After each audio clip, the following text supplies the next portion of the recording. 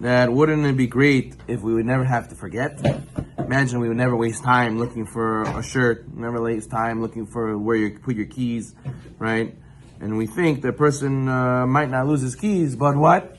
You might lose your mind if you never forget, right? You always hold everything in.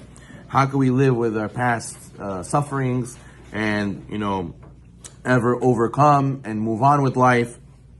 So what? So in the one way, forgetting is a beautiful thing. So what do we have to do? We have to be careful not to misuse forgetting. We have to use it in the right context and not in the wrong context. And therefore, we have to remember that the pasuk says the Torah explicitly, do not forget the one who bore you. Don't forget Hashem, your rock. So therefore, another misused trait that we have is ta'ava, is desire. A person by nature is never satisfied with what he has. No matter what he has 100, he wants 200. Has 200, he wants 400. So why did God give us ta'ava? Why did He give us desires? He gave it for a purpose. It was created to help us fulfill our mission in this world. But, chas v'shalom, we have to not misuse it to distance ourselves from Hashem. And what is the purpose? That we should never feel content in this world because our goal is not here. That's what the desire is. Desire is, I want more. But what do you want more of? You should want more of spirituality, of being closer to Hashem, of not being satisfied with the mitzvot that I did already. Rather, I have desire for more. You could misuse this desire and say, I want more physicality, I want more money, I want more power, I want more fame, I want more honor. But a person has to realize, don't get it twisted and forget that really you want olam haba, not olam hazeh. The Chafetz Chaim, famously the story was that the traveler passed by, he said, where's your furniture? I'm here only temporary. And my real estate is the real estate, olam haba. That's where my desires are. There was an old man who came to consult with Rabbi again about buying land. And I asked him, the rabbi says, about in such an old age, you must be living in such a hard place. You're not going to be happy with what you have now. So he says, I asked him, do you have an apartment? He says, yeah, I have an apartment. He said, so maybe he shared it, he had roommates, maybe that's why he wants to move somewhere else. I said, how many rooms? He said, 6.5, besides for the kitchen. I said, whoa, you have a huge apartment. He said, how many kids do you have? 1 child, 1 dog, barely any people live with me. Or, what are you thinking of doing now? He said, I'm thinking of buying a 3-story private house. He says, unbelievable. This guy is an old man, he's still not happy with what he has, and he's still trying to, get more. That's the nature of a person who did not quench his desires. But what? Our neshama is telling us, why do people feel like they have to get more and buy, people buy new shoes, then a week, 2 weeks, they're excited, then they feel, what's the next big thing? They get a new car, or then, I see other people start having that car, I have to get the new big thing. And always we have to feel this void by buying new physical things, but really this void is coming from our neshama, which desires more spirituality. As the princess will never be satisfied by the kolchoznik who tries to take her out on a date. Why?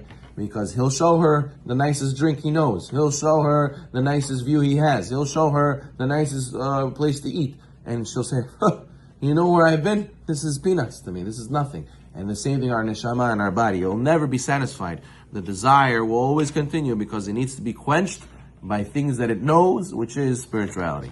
So we know all this world is only a temporary vestibule. It's like the smorgasbord before we go into the we're in the hallway before we go into the ballroom.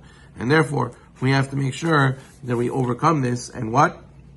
And people probably forget. The Salanta says people take from the minibar, people take from the fridge, and they go and they drink and they eat and they think that everything's going to be okay. And there's a big receipt. There's going to be a big bill, they're going to invoice, they're going to have to pay afterwards. People today, they're dying because of the credit card.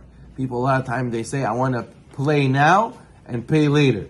And in the end, they're not ready for that pay later. They're not ready for to borrow from this well of emotions that they have, and so the well of their finances they don't have for it later. So a person has to know to limit yourself what's important and to focus on the things that really matter in order that we should be satisfied with what we have. So therefore, how do we bury people?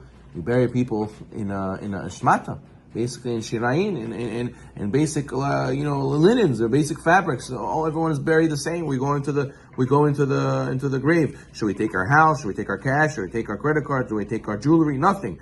The person has to remember that at some point, all this stuff is going to leave behind. You only take with your mitzvot. The Gemara says an amazing story about the Amora of Elazar ben Pedat. This is Gemara Sechet, who succeeded Rabbi Yochanan as the head of the yeshiva in Tveria. So Elazar ben Pedat was very poor, and the Nasi, the head rabbi, would go and send him gifts. Rabbi Elazar refused to accept gifts. In those days, people used to bloodlet for healing. So afterwards, the patient needed to eat certain food to revive himself. And his devlenia went very low.